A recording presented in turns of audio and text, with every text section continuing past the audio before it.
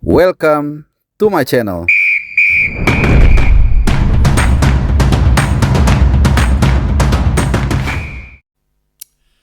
Ya, baru saja pertandingan antara Thailand dan Myanmar berakhir dengan skor kacamata atau 0-0, dan tentunya dengan pertandingan terakhir di grup C ini, Thailand keluar sebagai juara grup dan nanti akan bertemu Indonesia yang sudah lebih dulu membooking ya tiket di semifinal kejuaraan AFF Under 23 tahun 2025.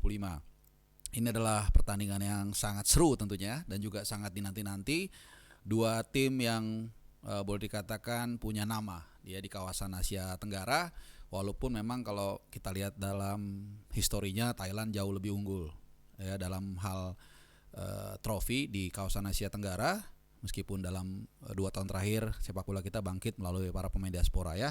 Oke, jadi ini adalah akan menjadi pertandingan yang menarik nanti di Gelora jadi mulai semifinal, final, perebutan tempat 3 nanti akan semuanya berlangsung di Gelora Bung Karno, dan gue yakin nanti akan lebih penuh dibandingkan sebelum-sebelumnya.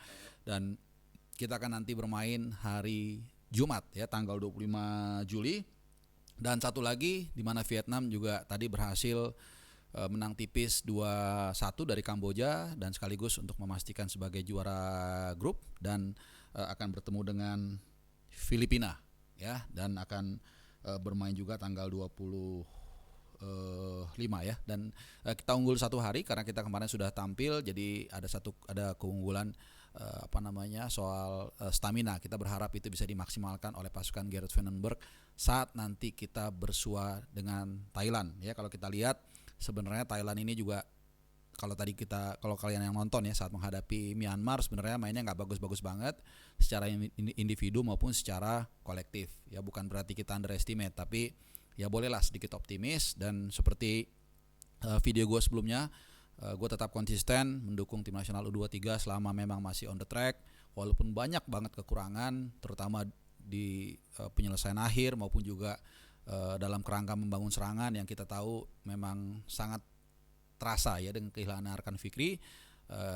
Gue tetap menyemangati pasukan Vandenberg dan berharap nanti kita ada pemain yang bisa menggantikan Arkan Fikri, pemain yang sangat sangat diperlukan dalam menjaga keseimbangan di lini tengah, baik ketika menjadi pematah serangan maupun juga ketika membangun serangan pertama atau transisi menyerang. Jadi nggak boleh juga kita terlalu tergantung dengan satu pemain. Vandenberg harus kita harapkan bisa mencari solusi ya dengan hilangnya Arkan Fikri yang kemungkinan besar juga di semifinal nanti nggak bisa main ya. Oke, itu dari AFF U23. Jadi kita lihat nanti seperti apa tantangan sesungguhnya bagi Garuda dengan bertemu Gajah Perang yang tentunya selama berpuluh-puluh tahun ini selalu menjadi momok, meskipun 2 tahun lalu berhasil kita tumbangkan juga ya di partai final SEA Games, yang tentunya membuat kita akhirnya terhenti puasa gelarnya selama 30 tahun lebih ya. Jadi harus optimis, kita dukung juga, dan gue rasa kita punya materi pemain yang cukup bagus ya. Kalau kita lihat ada beberapa pemain itu yang sebenarnya sudah mempunyai cap senior ya, bahkan sudah main di Piala Asia U23 di Qatar tahun lalu. Itu yang akan menjadi backbone kita di luar Arkan Fikri yang dipastikan hampir pastilah absen. Ada Doni Tripamungkas, kemudian ada siapa lagi, Muhammad Ferrari, dan bahkan juga ada Hoki Caraka. Walaupun ya ini dia, berbicara Hoki Caraka ya, gue tetap mengapresiasi dia lah ya. Dia sudah berusaha, kalau kurang ya itulah kemampuan dia gitu loh. Jadi jangan salahkan pemain apalagi menghujat. Nah, ini juga gue mau singgung sedikit ya soal netizen yang menurut gue ya boleh nggak setuju, sangat boleh, harus boleh juga mungkin memberikan masukan, memberikan harapan juga supaya dia main lebih bagus. Tapi ketika gue baca ya, kemudian ada somasi yang dilancarkan oleh Hoki Caraka terkait dengan komen-komen netizen yang menurut gue itu udah, untuk gue ngomongin aja di sini nggak pantas ya. Itu sangat kasar, sangat menjijikan juga ya. Jadi sekali lagi nggak ada masalah berbeda pendapat, seperti juga subscriber channel Bung Harapa yang gue lihat nggak selalu setuju ya. Kadang-kadang Bung saya nggak setuju, kali ini nggak masalah. Itu gue sangat appreciate, dan gue juga dukung Hoki Caraka untuk menempuh somasi ya. Ini langkah hukum pertama, seperti peringatan lah ya, untuk melihat etikat baik dari para netizen ya. Gue rasa itu bukan supporter ya. Kalau supporter pasti mendukung timnas, mendukung para pemain untuk mengambil langkah ini ya supaya ada efek jerah. Oke, itu dari Hoki Caraka kita sedikit meround up berita-berita dari tim nasional senior. Salah satunya yang udah kalian dengar semua, tapi gua akan kasih sudut pandang yang berbeda soal Nathan Choaon yang ini salah satu pemain favorit gue juga, pemain diaspora ya. Kalau pemain lokal udah pasti semuanya rata-rata favorit gue. Kalau diaspora kadang-kadang ada milih-milih juga ya. Tapi semuanya gue dukung ya. Ya, Nathan kita semua tahu sudah resmi bergabung dengan Willem II Tilburg. Ini klub yang musim lalu main di top tier di Belanda di Eredivisie, tapi kemudian finish di urutan ke-16 playoff degradasi, tapi gagal melawan Telstar ya waktu itu sehingga degradasi. Tapi it's okay. Ya menurut gua mendingan dia main di Eredivisie, di ST Divisi, tapi dia dapat minute play. Mudah-mudahan dia dapat minute play. Kemudian nanti pelan-pelan bisa naik pangkat lagi atau promosi. Seperti juga Ivar Jenner yang saat ini sudah menuai kerja kerasnya dengan dipromosikan ke tim senior Utrecht yang tadinya Young Utrecht.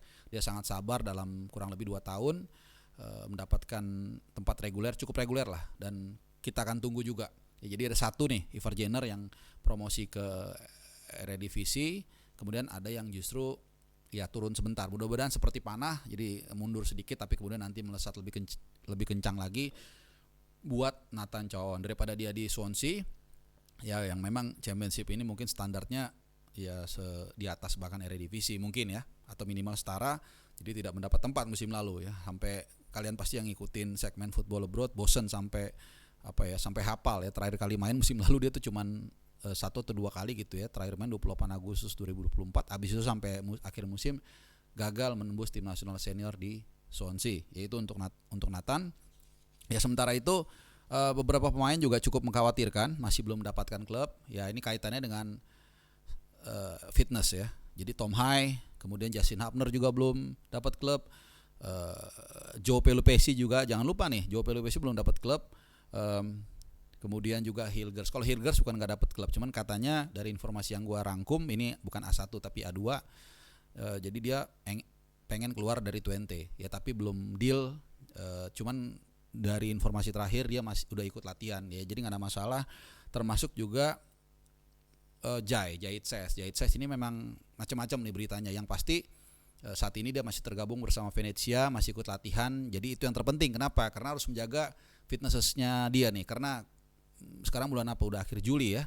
Agustus, September nanti udah ada international friendly, 2 kali pertandingan menghadapi Kuwait dan Libanon. Kemudian Oktober awal kita udah harus main lawan Saudi dan jadi lawan Irak. Jadi perlu secepat mungkin para pemain ini untuk mendapatkan klub supaya dia langsung masuk gigi 2, gigi 3. Jadi kalau nanti pas Oktober mudah-mudahan udah gigi 4 atau gigi 5 dalam hal soal stamina nih. Karena ini menjadi isu yang paling sentral, mengingat nanti medan perangnya begitu menantang, begitu challenging dengan suhu yang begitu panas dan jarak pertandingan yang enggak sampai 3 hari full gitu ya. Jadi kurang dari 72 jam, sementara tuan rumah Irak dalam hal ini karena kita segrup dengan Irak, jadwalnya itu lebih panjang, 6 hari kalau nggak salah ya. Jadi ini perlu banget nih para pemain untuk segera dapat klub ya, mau yang di mana aja lah nggak masalah, yang penting mereka bisa dapat klub, bisa latihan, mempersiapkan diri, nanti main beberapa kali sebelum nanti akan bisa membela tim nasional Indonesia di bulan Oktober. Nah, satu lagi pemain yang juga bukan satu lagi tapi 2 lagi pemain yang dikhawatirkan kondisinya itu Kevin Dix yang baru bergabung ke klub Bundesliga Borussia Mönchengladbach. Ini juga cedera. Ya kabarnya ketika latihan ditackle oleh salah seorang pemain Jepang, tapi again ini nggak sengaja lah ya, jangan berpikir negatif. Kayaknya sangat-sangat kecil dan hampir mustahil sengaja untuk melukai dan apa juga ya. Tujuannya para pemain Jepang juga udah lolos ke Piala Dunia. Jadi Dix kita belum tahu, gue jujur belum tahu detail cedera seperti apa, tapi masih ada waktu 3 bulan kurang, mudah-mudahan cepat sembuh. Karena selain dia juga masih ada Ole yang ya kemungkinan besar atau hampir pasti nggak bisa main, dan Marcelino Ferdinand juga yang hadir kemarin di Gelora Bung Karno saat Indonesia bermain 0-0 dengan Malaysia di AFF 23. Dia juga hadir dan Pak Ketum sudah mengatakan dia memang sedang cedera. Jadi lumayan challenging juga nih keadaan dari para pemain, ada yang belum dapat klub dan juga ada yang cedera. Mudah-mudahan segera settle down dalam waktu dekat dan fokus untuk laga Oktober nanti. Alright teman-teman semua, itu cepat ya, cepat, ringkas, padat. Mudah-mudahan bisa memberikan insight informatif buat kalian. Seperti biasa, gue berharap kalian dalam keadaan sehat-sehat, happy, dan kita ketemu lagi di edisi yang lain ya. Adios.